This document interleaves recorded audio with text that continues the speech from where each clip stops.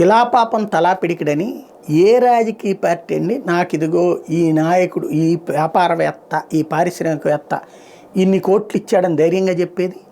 చెప్పాక ఆడి వ్యాపారం రెండో పార్టీలు ఉండనిస్తాయా? ఇక ఆడ ఆ పార్టీకి ఫిక్స్ అయిపోతాడు కదా, అప్పుడు వ్యాపారాలు ఎట్లా నడుస్తాయి? ఎలక్టోరల్ బాండ్స్ తీసుకొచ్చింది అందుకే. రహస్యంగా ఉంచడం, సాయం అందించండి పార్టీకి, కానీ ఆ పేరు బయట పెట్టడం వలన సమస్య అవుతుందని. అదే సందర్భంలో వాళ్ళు పన్ను కట్టిన తర్వాతనే ఎలక్టోరల్ బాండ్ కడతారు.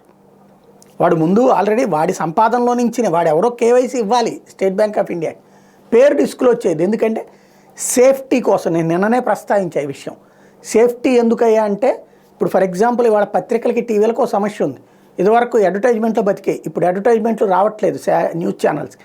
ఎందుకయ్యా అంటే ఫర్ ఎగ్జాంపుల్ TV9లో యాడ్ ఇచ్చాడు అనుకోండి, వెంటనే ఎన్టీవీ నుంచి HMTV దాకా అందరూ కూడా అడుగుతారు వాడిని యాడ్. వాడు అయ్యా నా దగ్గర ఉన్న బడ్జెట్ ₹1,00,000 అందుకని TV9 వాళ్ళకి ఇచ్చాను, వాళ్ళది నెంబర్ 1 రేటింగ్ ఉంది కాబట్టి అన్నారనుకోండి.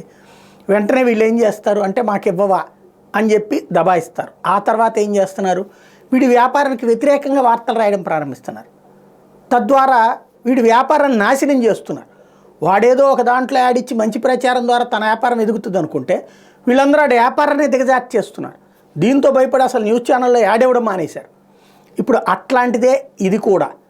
ఎక్కడైతే ఎలక్ట్రల్ బాండ్స్ ఒకటికి ఇచ్చారనుకోండి ఒక పార్టీకి, మిగతా పార్టీలు అడిగితే ఇవ్వకపోతే వాడు వ్యాపారాన్ని నాశనం చేస్తాయి. కాబట్టి దాన్ని సీక్రెసీ మెయింటైన్ చేయమని దాన్ని రచ్చ చేస్తున్న పార్టీలు. ఇక్కడ విచిత్రం ఏంటంటే మాట్లాడే వాళ్ళతో మాట్లాడుతున్నారు కానీ 97% తృణమూల కాంగ్రెస్ ఫండ్స్ అవే బాండ్స్, 84% BJD ఫండ్స్ అవే బాండ్స్, 71% BRS ఫండ్స్ అవే bonds, 70% YSR Congress party funds అవే బాండ్స్.